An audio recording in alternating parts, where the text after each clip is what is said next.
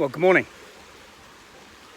We've been out, done our just over 5Ks this week, and a consistent theme, storytelling and beer, and coming together on Saturday. And I just got to talk about this because it was the most powerful day I've had in a very, very long time. As we celebrated the life of a really, really top guy who chose to take his own life.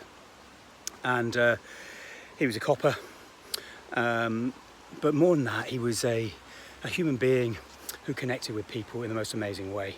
And to hear all the stories of his life from school, from school, and some of the misdeeds that him and some of his great mates of Andy Cleary and Ed Meakin and others, who obviously Ed was with him both at school and on into the police, and both of them spoke brilliantly. As did members of the Met, people in the Foreign Office. Most incredible words, inspiring words about a man who demonstrated what a beautiful lady, who I had a long conversation with later that night after a few beers, Sue Cleary. What a beautiful lady, and supporting Jim, one of my best mates and brothers, and she used the word, and it was brought out in this one of the speeches, and I'm going to mention this lady who spoke so incredibly in a moment. But Sue spoke about the word gracious, or graciousness, and recognised that Jim brought that quality.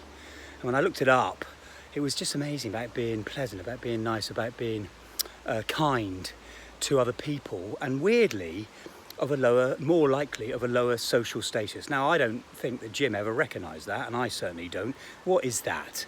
You know, it's a very old-fashioned way of looking at things. We are all equal, and what Jim brought is leadership, is kindness, is compassion to every single person. And that was brought out very, very powerfully. But if we can bring that graciousness to the way we look at people, deal with people, help people, what a great thing to do. And thanks, Sue, for sort of telling me to get that into what I'm saying today. But I also wanted to reflect on this little pocket dynamo who stood up, Jill McCulloch. Now, I don't really know how Jill knew Jim, but my God, she knew him. And the way she spoke with such passion, such energy, such humour, such empathy, it was the most incredible set of words with such meaning that had us all laughing, had us all crying. And I just want to thank Jill for bringing that. I know she's a very well-renowned and highly renowned coach in dialect and working in films for years and years, but also working in leadership as I do. And I have to say, I thought she was just quite incredible.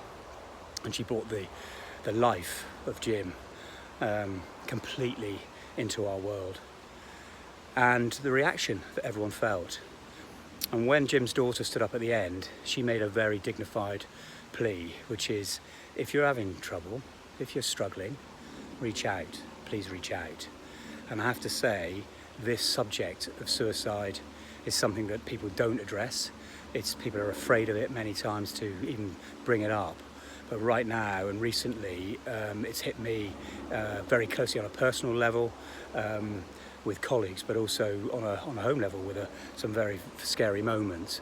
But to lose your daughter, as one of my close guys I've worked with for a number of years now, amazing guy, lost his daughter at 16 years old, who made that call, and really has almost destroyed him. Going to these regimental and military things last week and hearing how many of our cohort from 1991 had made that choice. There's something that we have to do on a personal level and take responsibility for our preventive medicine, getting out, walking, running, talking to friends, but reaching out when we're in trouble. So critical, but there's more to it. And this, again, a little bit of an insight from this wonderful Sue Cleary, is where if you see the incongruence between the eyes and the smile, look deeper. Don't just see what you see on the surface. Be prepared to ask the questions, to talk and really listen with empathy to people and find out where they really are. And on a personal level, to take responsibility in preventative medicine, to try and get yourself in the best possible place. But also, if you're in trouble, to reach out. It's a big message. And actually, I saw these guys, the three dads, walking this morning on the early news, what they've done, because all three of them lost their young daughters to suicide. God, this is such a subject, and you know, obviously over the last few years we've done our 22 press-up challenge, we did the 25 press-up challenge. There was all these things, but fundamentally focused on trying to help people who are in trouble, where mental health and mental fitness is so critical.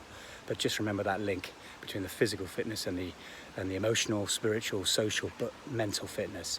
And do what you can to look after yourself, and where you see people, but just care about your people, just care about your mates, care about people you're not even that connected with for so long, but you reach out. And that's all I can say. I mean, Jim, you've been an inspiration. All of your family who behave with such dignity.